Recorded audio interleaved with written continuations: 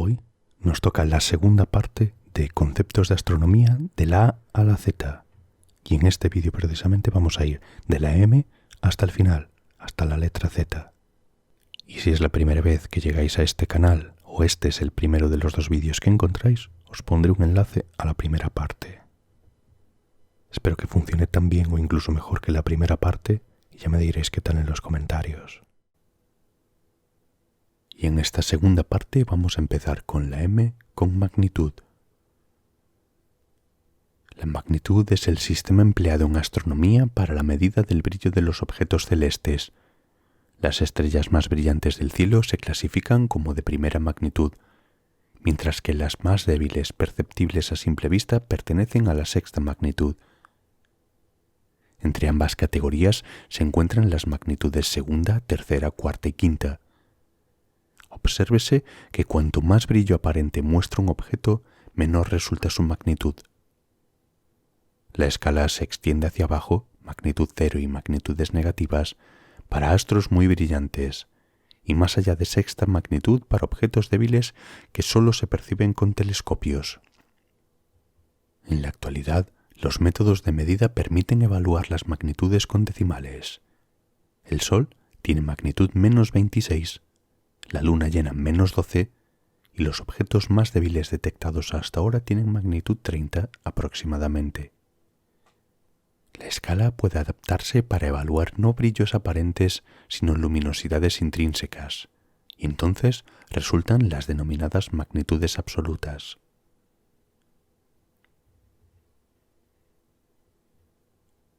Mancha solar. Sobre la superficie visible del Sol se aprecian zonas oscuras llamadas manchas solares que surgen, participan de la rotación solar, cambian de forma y tamaño y se disgregan o desaparecen. Suelen durar varios días, aunque las de mayor tamaño pueden mantenerse varias semanas. Una mancha solar típica presenta una zona interior más oscura, llamada umbra, rodeada de una zona de brillo intermedio y aspecto filamentoso, la penumbra.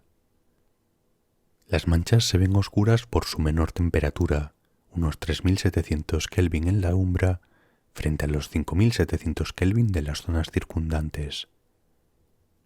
La intensa concentración de campo magnético, que en las manchas puede ser miles de veces mayor que el campo magnético terrestre, inhibe los movimientos convectivos que calientan la fotosfera desde abajo, lo que causa el enfriamiento relativo que hace las manchas más oscuras. En la umbra, el campo magnético es más intenso y prácticamente vertical, mientras que en la penumbra su intensidad es menor y sus líneas se van poniendo horizontales. Las manchas o conjuntos de manchas suelen aparecer en grupos bipolares, con la primera mancha precedente, en el sentido de la rotación solar con una polaridad magnética y la última mancha, o subsecuente, con la polaridad opuesta. Marte. Cuarto planeta del Sistema Solar por distancia al Sol. Durante siglos su color rojizo y cercanía a la Tierra han cautivado la imaginación del ser humano y despertado su fantasía. Guarda numerosas similitudes con nuestro planeta, aunque es más pequeño, aproximadamente la mitad del tamaño. Su atmósfera está compuesta esencialmente por dióxido de carbono, pero actualmente es muy poco densa. Cada cierto tiempo, el viento es capaz de elevar importantes cantidades de polvo de la superficie formando enormes tormentas. Existen pruebas que sustentan la presencia de agua líquida en la superficie en grandes cantidades en el pasado. En la actualidad, el agua solo se puede encontrar en estado sólido bajo la superficie y en pequeñas cantidades en los polos, aunque también podría fluir brevemente por su superficie. Las posibilidades de vida pasada son también motivo de gran interés y numerosas misiones espaciales han venido estudiando este planeta desde hace décadas. Marte posee dos pequeños satélites de formas irregulares, Phobos y Deimos. Materia oscura. Observaciones recientes sugieren que cerca del 95% del contenido de materia y energía del universo está en el sector oscuro. Este sector está constituido por materia oscura, una forma de materia no luminosa, y energía oscura, cuyo origen y composición son desconocidos. La materia oscura constituye alrededor del 23% del universo y está formada por partículas exóticas no bariónicas, que interaccionan muy débilmente con la materia bariónica ordinaria. La existencia de la materia oscura se infiere, entre otros indicios, de la curva de rotación de las galaxias. Esta curva es una representación gráfica de la velocidad orbital de las estrellas o el gas de una galaxia en función de la distancia al centro de la misma. Las observaciones muestran que las estrellas giran alrededor del centro de las galaxias a una velocidad constante, independiente de la distancia al centro, hasta una distancia muy grande, mucho mayor que la predicha por la mecánica newtoniana para la masa visible de la galaxia en cuestión. Esta discrepancia sugiere la presencia de materia oscura que puebla las galaxias y se extiende hasta los halos de las mismas. Medio interestelar. El medio interestelar es el espacio que hay entre las estrellas dentro de una galaxia con todo lo que contiene. Aunque parece vacío, hay gas en un 99% y polvo en un 1%, distribuidos de un modo muy irregular. El gas está compuesto mayoritariamente por hidrógeno y algo de helio, y el polvo por partículas de hidrógeno, carbono y silicatos. Ambas componentes constituyen la materia interestelar. En las galaxias elípticas el medio interestelar es relativamente pobre en gas y polvo, pero en las espirales la materia interestelar es abundante y se concentra sobre todo en el disco de la galaxia y en los brazos espirales. Se estima que en galaxias como la nuestra un 10 a un 15% de su masa reside en el medio interestelar. Esta materia interestelar constituye el material de partida para la formación de estrellas. La materia interestelar afecta a la luz que la atraviesa. Debido a la materia interestelar, las estrellas se ven más débiles y enrojecidas, procesos que llamamos extinción interestelar y enrojecimiento interestelar. Se trata de una combinación de absorción y esparcimiento de la luz al incidir en los granos de polvo del medio interestelar. Las nubes interestelares son más eficientes dispersando y absorbiendo luz azul que luz roja, así que mucha menos luz azul logra pasar a través de ellas. Mercurio, planeta del sistema solar más cercano al Sol. Es el planeta más pequeño y posee la segunda mayor densidad, ligeramente inferior a la de nuestro planeta. Su órbita es bastante elíptica, con un radio medio de casi 0,4 unidades astronómicas. Posee una tenue atmósfera básicamente compuesta de potasio y sodio y las temperaturas oscilan fuertemente entre la cara nocturna y diurna. Su formación geológica más reseñable es la cuenca Caloris, formada probablemente por el impacto de otro cuerpo. Observado desde la Tierra, solo puede verse en las cercanías del crepúsculo de la tarde o del amanecer, nunca demasiado lejos de nuestra estrella. En la actualidad, la misión Messenger de la NASA está aportando una enorme cantidad de información sobre este planeta, y Mercurio carece de satélites naturales. Meteorito. Las partículas pequeñas, hasta unos 10 metros, que orbitan alrededor del Sol reciben el nombre de meteoroides. Estas partículas están asociadas a los cometas y asteroides, pero también pueden haber sido arrancadas de satélites o planetas tras choques violentos con otros cuerpos. Cuando una de estas partículas extraterrestres penetra en la atmósfera terrestre, se calienta por roce con el aire, se torna incandescente y da lugar a un destello de luz llamado meteoro o estrella fugaz. Se llaman bólidos aquellos meteoros cuya luminosidad sea superior a la del planeta Venus. En ocasiones, el meteoroide responsable de una estrella fugaz o de un bólido no se volatiliza por completo en el proceso y sobrevive entero o fragmentado hasta llegar al suelo. A ese fragmento de roca proveniente del espacio lo llamaremos meteorito. La observación de los bólidos permite a veces reconstruir las trayectorias y deducir la zona de la superficie donde han caído, lo que ayuda a la recuperación de meteoritos para su posterior estudio. Los meteoritos pueden ser rocosos, metálicos o una mezcla de ambos.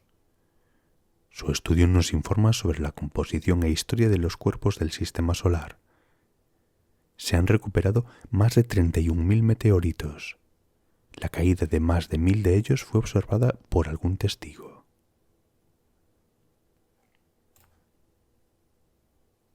Nebulosa. Las nebulosas son concentraciones de gas, principalmente hidrógeno y helio, y polvo. Algunas son restos de estrellas que al final de su vida han explotado y otras, por el contrario, son lugares de formación estelar. Por atracción gravitatoria, las condensaciones de gas y polvo van comprimiéndose dando lugar a las nuevas estrellas.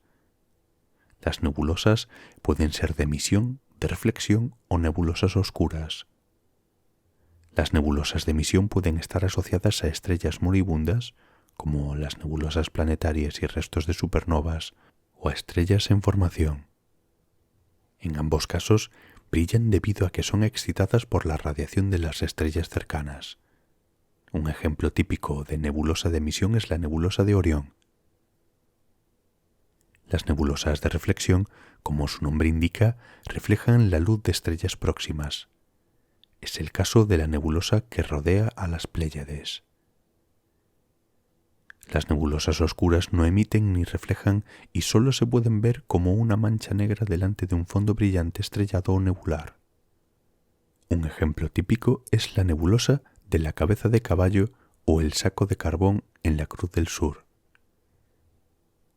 Antes de la invención del telescopio, se llamaba nebulosa a todo objeto de apariencia difusa, por eso también llamaban nebulosas a algunas galaxias.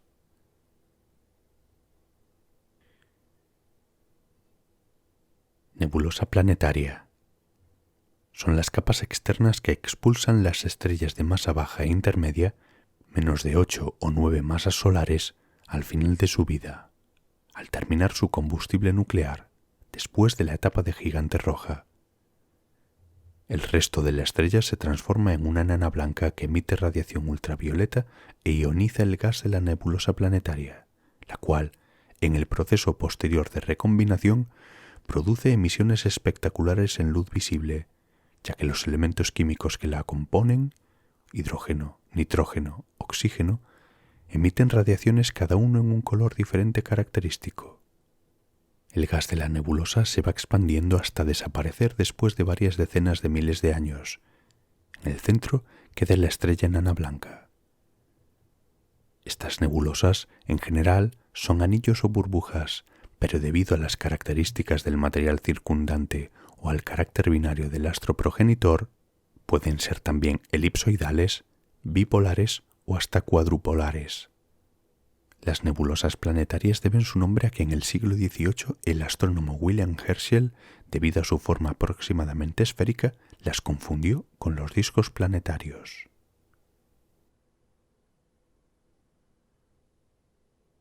Neptuno, último planeta del Sistema Solar, que forma con Urano la familia de los planetas gigantes helados.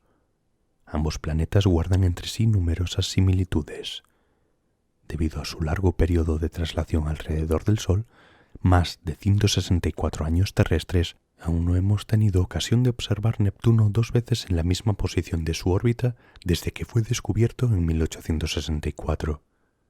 Curiosamente, se dice que este planeta podría haber sido descubierto por Galileo más de 2 siglos antes, porque lo observó, pero confundió el tenue planeta con una estrella poco brillante. Entre sus satélites destaca el enigmático Tritón, que presenta una intensa actividad geológica. Fue la Voyager 2 la sonda que envió imágenes de este planeta, con una inmensa tormenta similar a la Gran Mancha Roja de Júpiter, que posteriormente desapareció, y de sus satélites, y descubrió 6 de ellos.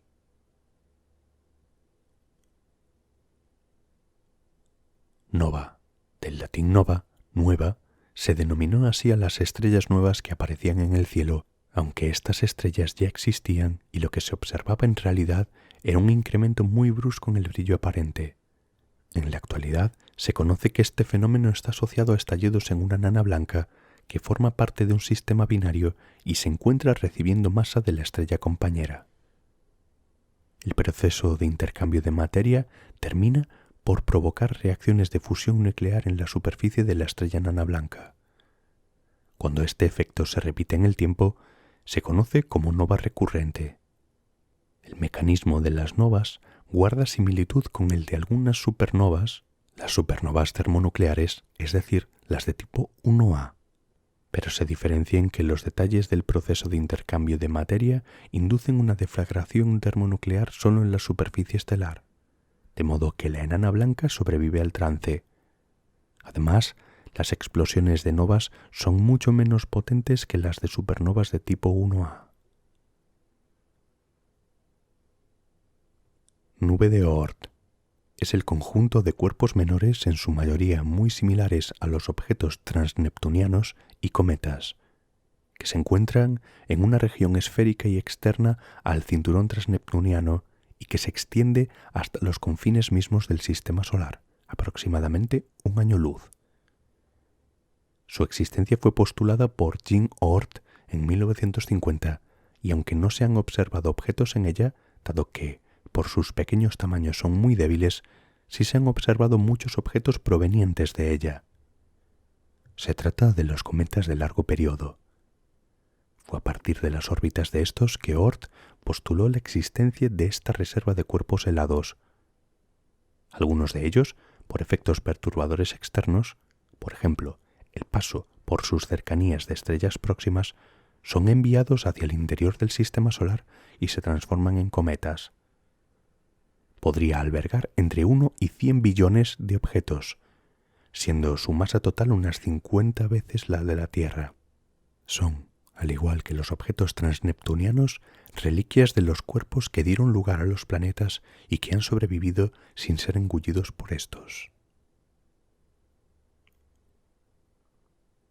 Objeto transneptuniano. Los objetos transneptunianos son los cuerpos que pueblan la región llamada cinturón transneptuniano, también conocido como cinturón de Kuiper o de Edgeworth-Kuiper, que es una región en forma de anillo que se extiende desde la órbita de Neptuno hasta unas 47 unidades astronómicas y que está en el plano de la eclíptica, plano de la órbita terrestre. Se trata de cuerpos de hasta unos 2.000 kilómetros de diámetro, compuestos básicamente de hielo de agua y de otros volátiles como metano y nitrógeno, además de silicatos. Cuando la nube de gas y polvo que originó el sistema solar se condensó en el disco, las partículas heladas y de silicatos que estaban en la región fueron consolidando y agregándose hasta formar millones de objetos helados que quedaron orbitando alrededor del Sol. Muchos fueron absorbidos por los planetas. La mayoría fueron eyectados hacia zonas más alejadas del sistema solar. Considerando lo alejados que siempre han estado del Sol y sus pequeños tamaños, el material que los forma es el menos modificado y poseen, por tanto, información única sobre el origen y evolución del sistema solar. Existen al menos 3 tipos en esta región. Los clásicos, cuyas órbitas son bastante circulares y poco inclinadas, los resonantes, objetos cuyas órbitas están en resonancia con el movimiento de Neptuno, y los dispersados, con órbitas muy alargadas y que pueden estar más inclinadas respecto de la eclíptica. Por ejemplo, el mayor objeto transneptuniano conocido, Eris. La existencia del cinturón fue postulada en 1980 por Julio Fernández, quien demostró que los cometas de corto periodo son objetos provenientes de este cinturón. El primero de estos objetos, 1992 QB1, fue observado por Jan Lu y David Jewitt en 1992.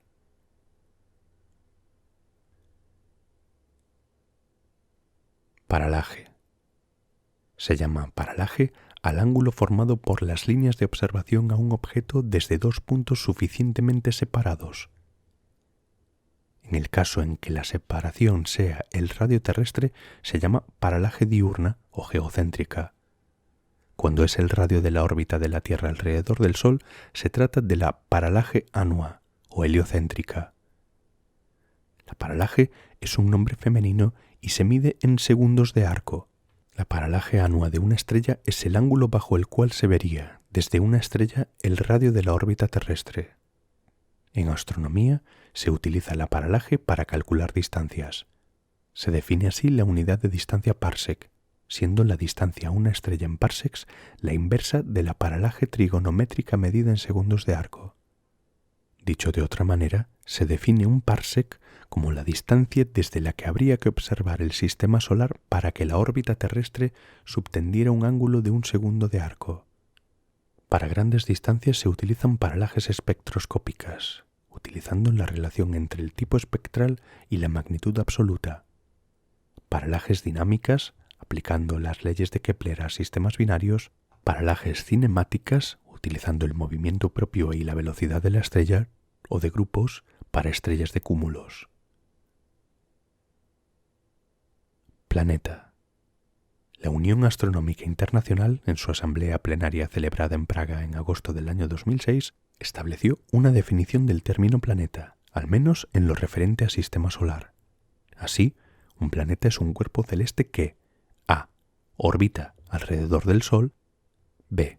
Posee suficiente masa como para que su propia gravedad domine las fuerzas presentes como cuerpo rígido, lo que implica una forma aproximadamente redondeada determinada por el equilibrio hidrostático. C. Es el objeto claramente dominante en su vecindad, habiendo limpiado su órbita de cuerpos similares a él. Según esta definición, Plutón deja de ser un planeta para pasar a ser el prototipo de un nuevo tipo de objetos, los planetas enanos. Dentro de la categoría de planetas enanos se encuentran Plutón, Ceres y Eris. Por tanto, el sistema solar se queda con 8 planetas: Mercurio, Venus, la Tierra, Marte, Júpiter, Saturno, Urano y Neptuno. En nuestro sistema solar hay 2 tipos de planetas, gaseosos y rocosos, y de los 2 tipos se han descubierto planetas orbitando otras estrellas diferentes al Sol. Los planetas gaseosos son aquellos constituidos principalmente por gases, en particular hidrógeno y helio. En nuestro sistema solar pertenecen a esa categoría Júpiter, Saturno, Urano y Neptuno, aunque en estos últimos el hielo es un componente sustancial en su composición.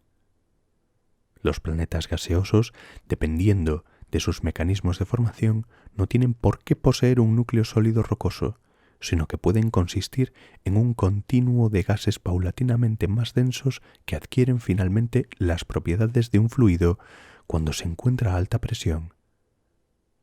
En el caso de Júpiter y Saturno, el hidrógeno gaseoso en estado molecular da paso a un estado conocido como hidrógeno metálico, con unas propiedades particulares. La inmensa mayoría de los planetas extrasolares descubiertos hasta la fecha son planetas gaseosos debido, al menos en parte, a que los actuales métodos de detección discriminan mejor planetas de mayor masa.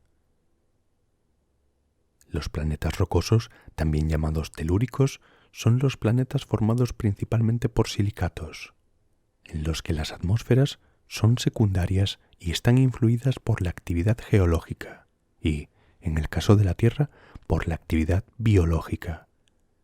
En el sistema solar existen 4 planetas rocosos: Mercurio, Venus, la Tierra y Marte. Planeta enano. Un planeta enano es un cuerpo celeste que cumple las siguientes condiciones: a. Orbita alrededor del Sol. b. Posee suficiente masa como para que su propia gravedad domine las fuerzas presentes como cuerpo rígido, lo que implica una forma aproximadamente redondeada determinada por el equilibrio hidrostático. c. No ha limpiado su órbita de otros objetos. d. No es un satélite de un planeta. Así, Plutón, descubierto en el año 1930 por C. Tombaugh, Ceres, el primer asteroide hallado en el año 1801 por Piazzi, y Eris o Éride, identificado en 2005 por M. Brown, pasan a ser planetas enanos. Y Eris o Éride, identificado en 2005 por M. Brown, pasan a ser planetas enanos. En particular, Plutón pierde su estatus como planeta debido a que no cumple una de las características que sí presentan los 8 planetas del Sistema Solar. No es el objeto dominante en su región del espacio o, dicho de otro modo, no ha logrado barrer su órbita. sino que comparte la zona con multitud de otros objetos del mismo tipo, los cuerpos que conforman el cinturón de objetos transneptunianos. Plutón se ha convertido en el prototipo de los plutoides, que consistirían en aquellos planetas enanos, por tanto, de características análogas a las de Plutón, localizados más allá de la órbita del planeta Neptuno, cuya distancia es unas 30 veces la que separa a la Tierra del Sol, o 30 unidades astronómicas. Así, los plutoides son planetas enanos transneptunianos. Por tanto, Ceres, situado en el cinturón de asteroides, unas 2,8 unidades astronómicas, no entraría dentro de esta categoría. Actualmente solo Plutón, Eris, Makemake y Haumea son considerados oficialmente plutoides. En principio, todo objeto transneptuniano que tenga un diámetro aproximado de unos 800 kilómetros es candidato a ser considerado un plutoide y se le asignará un nombre como si lo fuera. Se espera que más plutoides reciban nombres a medida que la ciencia progrese y se realicen nuevos descubrimientos.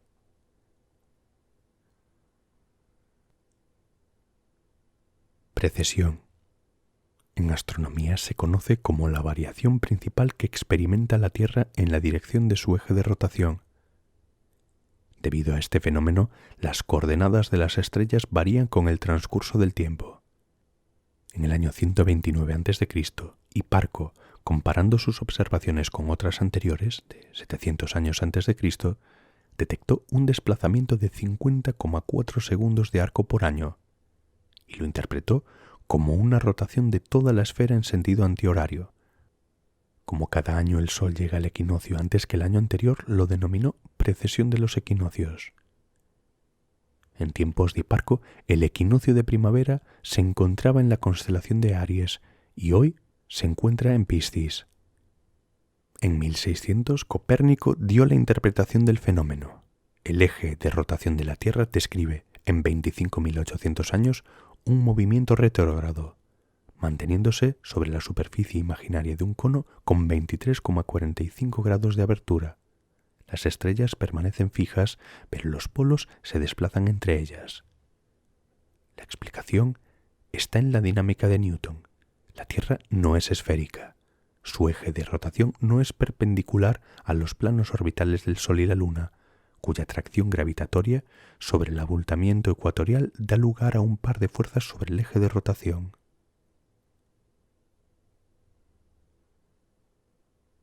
Púlsar.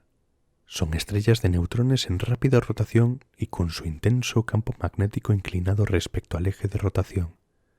Los púlsares fueron descubiertos en el año 1967 por Jocelyn Bell Burnell como fuentes de radio que pulsaban rápidamente a frecuencias constantes. Los púlsares realmente no pulsan, sino que emiten ondas de radio que escapan por los polos del potente campo magnético de la estrella. Debido a que el eje del campo magnético no coincide con el eje de rotación, estos potentes chorros de ondas de radio describen un círculo alrededor del eje de rotación de la estrella y desde el observador aparecen y desaparecen como la luz de un faro.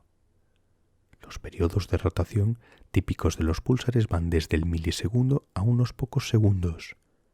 Un ejemplo de púlsar muy conocido es el que se ha encontrado en la nebulosa del Cangrejo. Este púlsar se encuentra en el mismo punto en el que los astrónomos chinos registraron una brillante supernova en el año 1054 y permitió establecer la relación entre supernovas, estrellas de neutrones y púlsares. Radiación de fondo de microondas. Es la radiación electromagnética procedente del universo primigenio generada durante la Gran Explosión, descubierta en 1965 y motivo de un premio Nobel a los ingenieros Arno Penzias y Robert Wilson en 1978. Corresponde a la emisión de un cuerpo negro a una temperatura de 2,7 Kelvin, o sea, menos 270,5 grados centígrados. Dada su gran uniformidad en todo el cielo, es considerada la prueba más evidente de modelo cosmológico asociado a la Gran Explosión. La radiación de fondo data de unos 300.000 años después del estadio inicial del universo. su observación detallada aporta multitud de información acerca del universo primitivo, la formación de estructuras en el cosmos y la geometría del universo a gran escala. Radioastronomía es la disciplina astronómica que estudia y mide la emisión electromagnética en el radio radioeléctrico o de radiofrecuencias de todos los objetos celestes, tanto en su emisión en continuo como en líneas espectrales. Las fuentes astronómicas normalmente estudiadas corresponden al gas y polvo interestelares, aunque también hay algunas estrellas, galaxias y cuásares que emiten en radiofrecuencias. Las radiofrecuencias se definen como la región del espectro electromagnético correspondiente a las mayores longitudes de onda o menores frecuencias. Las longitudes de onda van desde décimas de milímetro hasta varios metros, frecuencias de cientos de gigahercios a pocos kilohercios. El instrumento utilizado en radioastronomía se llama radiotelescopio. Debido a la debilidad de las señales de radio, junto a las grandes longitudes de onda, los radiotelescopios tienen decenas o centenares de metros de diámetro. Son capaces de analizar la emisión en continuo y de líneas espectrales, mediante un complejo sistema de receptores de bajo ruido y analizadores digitales. Rayos cósmicos. Son partículas subatómicas extremadamente energéticas que viajan por el universo con velocidades cercanas a las de la luz. Entre esas partículas se cuentan algunos electrones, pero sobre todo se trata de corpúsculos de carga positiva, es decir, núcleos atómicos completos cuyas abundancias se corresponden a grandes rasgos con la composición química promedio del universo. Predominan, pues, los protones o núcleos de hidrógeno. Los rayos cósmicos en estado primario no alcanzan la superficie terrestre, sino que se desintegran al chocar con la atmósfera. Sin embargo, se pueden estudiar de manera directa desde globos, aeroplanos o satélites artificiales. También se pueden analizar a partir de los fenómenos que provoca su desintegración en el aire. Para detectar los rayos cósmicos se induce la interacción de las partículas que los componen con algún material de comportamiento conocido, y luego se estudian los productos resultantes del choque. Un método muy usado en el pasado consistía en registrar el proceso en emulsiones fotográficas. Hoy día se emplean dispositivos más sofisticados que suelen basarse en el destello que se produce cuando un rayo cósmico atraviesa el material que conforma el núcleo del detector. El estudio del destello permite deducir parámetros como la velocidad, energía y dirección del rayo cósmico. Desde el suelo también se pueden detectar los rayos cósmicos, aunque en este caso no de manera directa, sino a través del análisis de los fenómenos que se producen durante la desintegración del rayo cósmico en la atmósfera. Podríamos decir que en este caso el aire actúa como núcleo del detector y los aparatos analizan los productos de la desintegración. Se deduce de este modo, de manera aproximada, la dirección de procedencia del rayo y su energía. Aún no está claro el origen de los rayos cósmicos, aunque las hipótesis más firmes apuntan hacia las partículas emitidas en fenómenos violentos como las explosiones de supernovas o los procesos que suceden en el núcleo galáctico. Los rayos cósmicos de menos energía tienen su origen en el Sol. Satélite. Es todo cuerpo artificial o natural que gira alrededor de otro mayor atrapado por su gravitación. Sus más claros ejemplos son los satélites naturales de los planetas. Todos los planetas tienen uno o más satélites naturales, excepto Mercurio y Venus. A los satélites naturales también se les llama lunas. A los 4 satélites mayores de Júpiter se les llama satélites galileanos, por haber sido descubiertos por Galileo. Distinguimos estos satélites naturales de los satélites artificiales, que son naves espaciales puestas en órbita alrededor de la Tierra, la Luna u otro cuerpo. El primer satélite artificial fue el Sputnik, lanzado por la Unión Soviética en 1957. Los satélites artificiales tienen tamaños que oscilan entre los picosatélites de menos de 1 kilo de peso y los grandes satélites de más de 1 tonelada. Las órbitas, por su inclinación, pueden ser ecuatoriales, inclinadas o polares, y por su altitud pueden ser de órbita baja hasta 2.000 kilómetros, de órbita media entre 2.000 y la geocéntrica a 35.786 kilómetros y de órbita alta. Los satélites, por su utilización, pueden ser científicos, de observación de la Tierra o de comunicaciones. También merece la pena hacer una distinción entre satélite y sonda espacial. Las sondas son naves espaciales que se envían al espacio profundo y no tienen retorno. Un buen ejemplo de ellas fueron las sondas Voyager 1 y 2, que después de pasar por las cercanías de los planetas Júpiter, Saturno, Urano y Neptuno, ya se encuentran fuera del sistema solar, con lo que se han convertido en sondas interestelares y continuarán enviando datos a la Tierra hasta que se acabe su combustible.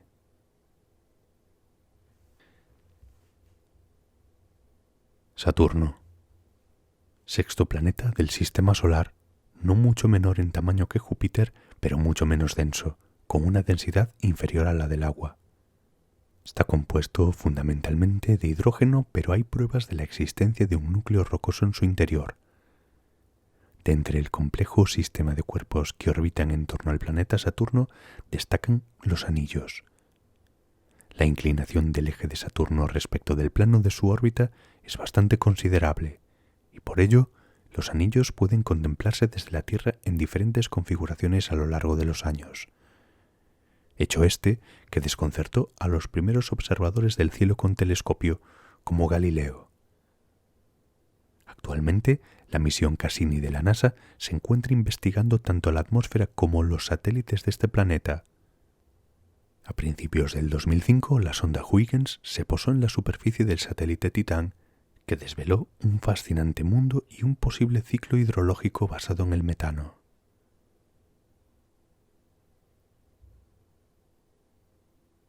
Sistema planetario. Es el conjunto formado por una estrella o un sistema estelar binario y todos los planetas y cuerpos menores que orbitan a su alrededor. En nuestro sistema planetario llamado Sistema Solar, los cuerpos que giran alrededor del Sol son los planetas y sus satélites, los planetas enanos, los asteroides y los cometas y otros cuerpos menores. La mayoría de objetos del Sistema Solar se encuentran contenidos aproximadamente en un plano conocido como plano de la eclíptica. El Sistema Solar se extiende hasta un año luz de su centro, el Sol. Si bien son miles de millones los cuerpos que componen el Sistema Solar, más del 99% de la masa del mismo está concentrada en el Sol. Los planetas, la mayoría de los satélites y todos los asteroides orbitan alrededor del Sol en la misma dirección, siguiendo órbitas elípticas en sentido antihorario si se observa desde encima del polo norte del Sol. Además de nuestro propio sistema planetario, recientemente se han descubierto más de 400 planetas alrededor de otras estrellas, gracias a varias técnicas de observación entre las que destacan la espectroscopia de alta resolución y la fotometría de alta precisión. Algunos de ellos se encuentran en verdaderos sistemas planetarios que contienen una estrella central y 2 o más planetas. Con anterioridad a la identificación del primer exoplaneta por métodos espectroscópicos en 1995, se habían descubierto discos circunestelares alrededor de estrellas, tanto de acreción, restos de la formación de la propia estrella, como aquellos formados por el material usado para generar los planetas, denominados discos de residuos. Lo que es más sorprendente es que incluso se han detectado sistemas planetarios que también incluyen discos circunestelares y que, por tanto, se encontrarían en una etapa evolutiva temprana, en la cual los exoplanetas todavía estarían en proceso de formación o habrían terminado recientemente de formarse. Sol. Es una de las 200.000 millones de estrellas de nuestra galaxia. El Sol dista unos 27.000 años luz del centro galáctico. Nació hace 4.650 millones de años a partir de una nube de materia interestelar en un proceso que dio forma a la vez a todo el sistema solar. se encuentra en la mitad de su vida estable y dentro de un tiempo similar se convertirá en gigante roja y, posteriormente, en nebulosa planetaria con una enana blanca en su interior. La Tierra orbita a su alrededor a una distancia de unos 150.000 millones de kilómetros. Es la única estrella cuya superficie podemos estudiar en detalle por estar a esta pequeña distancia. Es una estrella ordinaria por su tamaño, masa, temperatura y su potencia luminosa se ha mantenido prácticamente constante durante los últimos 3.500 millones de años, posibilitando la aparición de la vida en la Tierra. Genera energía mediante reacciones de fusión nuclear que transforman hidrógeno en helio en su núcleo a 15 millones de grados. El Sol es una estrella activa y el número e intensidad de los fenómenos magnéticos como las manchas solares, intensas concentraciones magnéticas observadas en su superficie visible o fotosfera, varía cada 11 años aproximadamente con el llamado ciclo solar. Supernova. Explosión estelar de carácter cataclísmico extremadamente energética y que hace desaparecer la estrella progenitora. Existen dos tipos principales de supernovas, las gravitatorias y las termonucleares. Las supernovas gravitatorias son explosiones que se producen al final de la vida de las estrellas muy masivas. Las estrellas con más de 8 masas solares culminan los ciclos de reacciones nucleares con la producción de elementos del grupo del hierro. La fusión de átomos más allá de este grupo consume energía, de modo que la estrella entra en crisis. La presión interna deja de sostener su estructura y se produce un colapso violento. Ese colapso culmina con un rebote de las capas externas en una explosión colosal bajo condiciones físicas tan extremas que se generan todos los elementos de la tabla periódica. Las supernovas termonucleares tienen lugar en sistemas estelares binarios en los que una de las componentes es una enana blanca. La enana blanca puede robar materia de las capas externas de su compañera. Si la acumulación de materia sobre la enana blanca se produce en las condiciones adecuadas, puede desembocar en la ignición termonuclear de toda la estrella. Las supernovas dejan tras de sí objetos compactos en forma de estrellas de neutrones o incluso agujeros negros, y son las responsables del enriquecimiento del medio interestelar en átomos pesados, entre ellos muchos de los necesarios para el sostenimiento de la vida. Telescopio. Instrumento óptico capaz de aumentar la luminosidad y tamaño aparentes de los objetos que se observan. Las raíces de su nombre, tele, lejos y escopio, observar, lo definen perfectamente.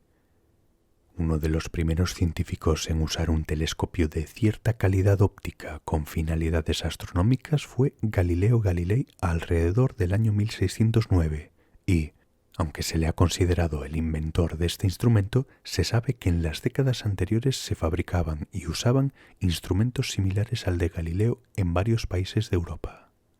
Cuanto mayor es el diámetro de un telescopio, más luz recoge, lo que hace que se puedan observar objetos más débiles. Por el momento, el telescopio óptico más grande del mundo es el Gran Telescopio Canarias, situado en la isla de La Palma, cuyo espejo primario tiene un diámetro de 10,4 metros. Su tamaño le permite distinguir los faros de un coche a 20.000 kilómetros. Si el poder de captación de luz es importante, también resulta relevante en un telescopio su capacidad de distinguir entre dos objetos muy juntos. Esta característica se conoce como poder de resolución o resolución angular. Depende del tamaño del instrumento y de la longitud de onda de trabajo. La mejora en resolución angular permite el estudio más detallado de regiones de menor tamaño aparente. En el caso de telescopios que trabajan con luz visible, a partir de cierto diámetro, el poder de resolución viene limitado más por la turbulencia atmosférica que por la óptica. Por lo tanto, para lograr las imágenes más detalladas con luz visible se han instalado telescopios en el espacio, fuera de la atmósfera, como el telescopio espacial Hubble o su sucesor, el telescopio James Webb.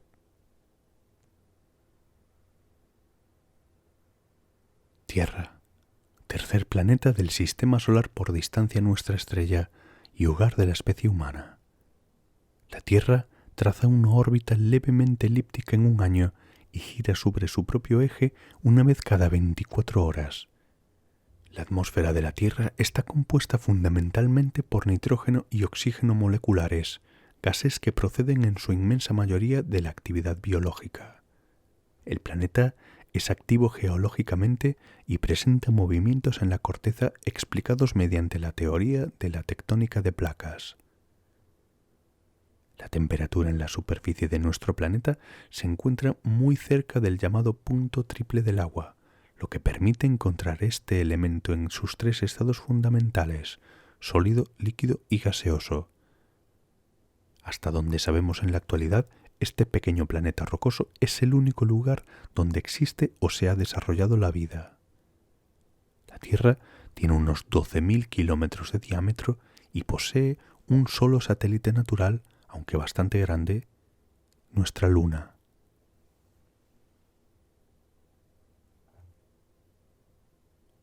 Unidad astronómica.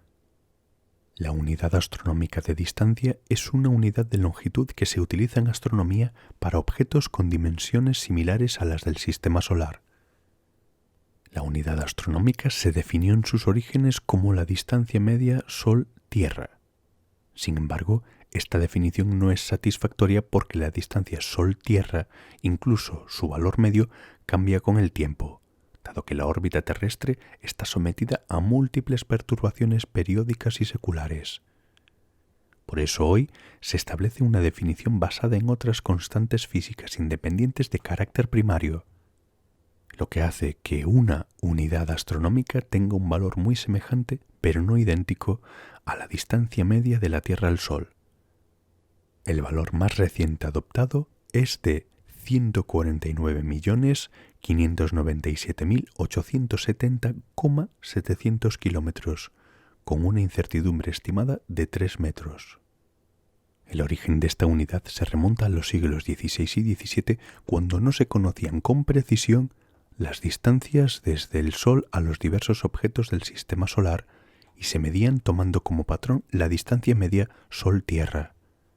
Como ejemplos, la distancia media Sol-Mercurio es de 0,4 unidades, mientras que la del Sol a Neptuno, el último de los planetas, asciende a unas 30 unidades.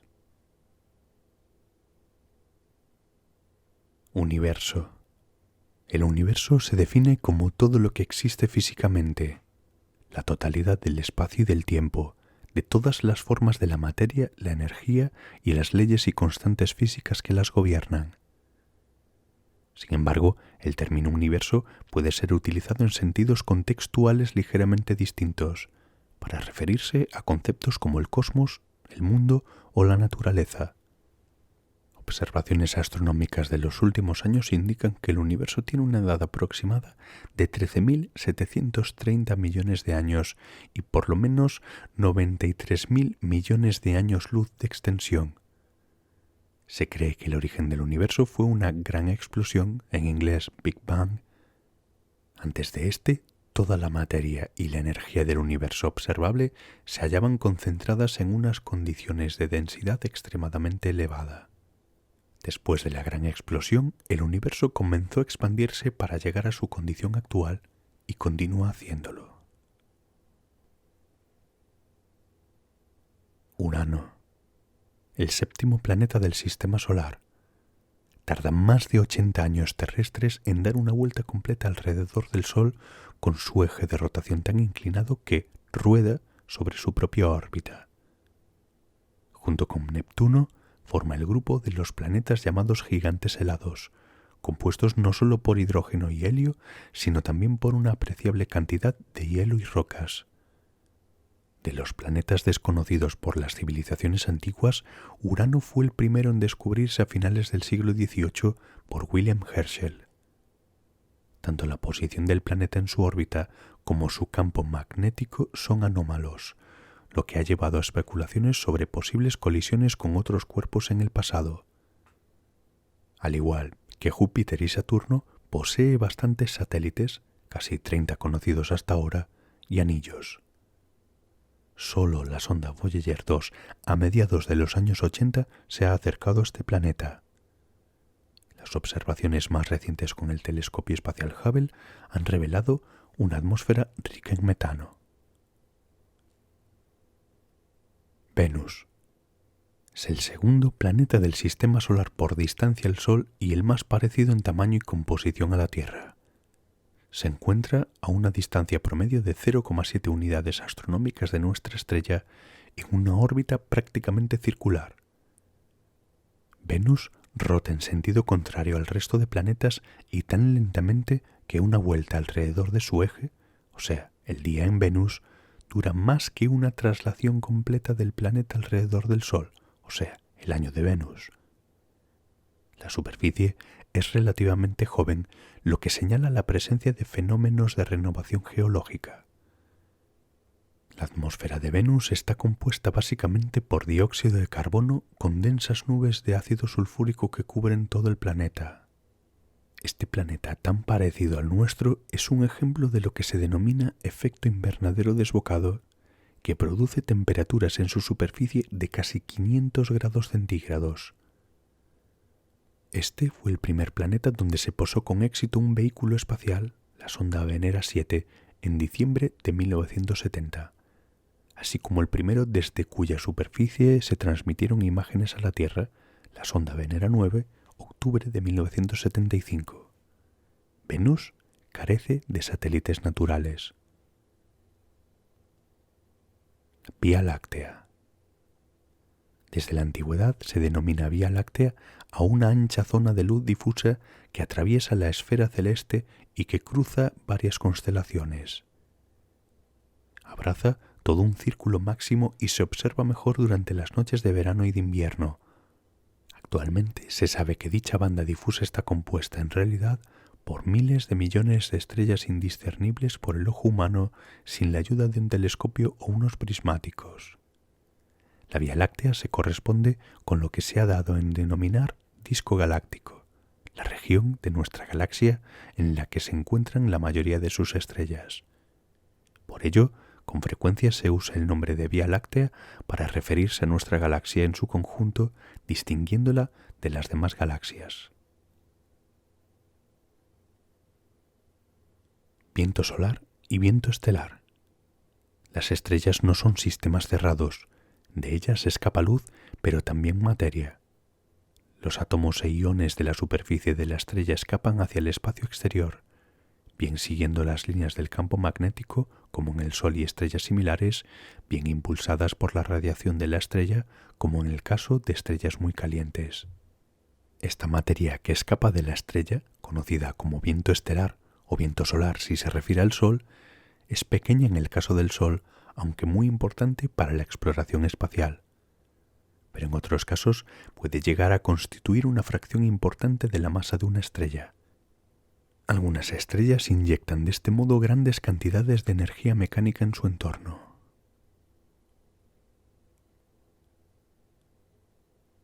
Zodíaco. El zodíaco es la franja de la esfera celeste que se extiende aproximadamente unos 9 grados a ambos lados de la eclíptica, el plano de la órbita terrestre proyectado sobre el firmamento. Por esta zona se desplazan el Sol, la Luna y los planetas en su movimiento con respecto al fondo de estrellas. Como su nombre indica, del griego zodíacos, círculo de animales, casi todas las constelaciones que la forman tienen nombre de animales.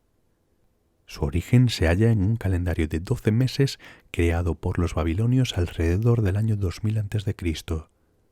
Estos dividieron el zodíaco en 12 partes iguales, bautizadas según las constelaciones que entonces contenían y que conocemos como signos zodiacales, Aries, Tauro, etc. Desde entonces, la precesión de los equinoccios ha modificado esta franja de forma que ya no corresponden las mismas constelaciones a las mismas épocas del año. En primavera, el Sol no pasa por la constelación de Aries, sino por la de Piscis. Actualmente son 13 las constelaciones zodiacales, es decir, las que cruzan la eclíptica, de acuerdo con los límites arbitrarios aprobados en 1930 por la Unión Astronómica Internacional.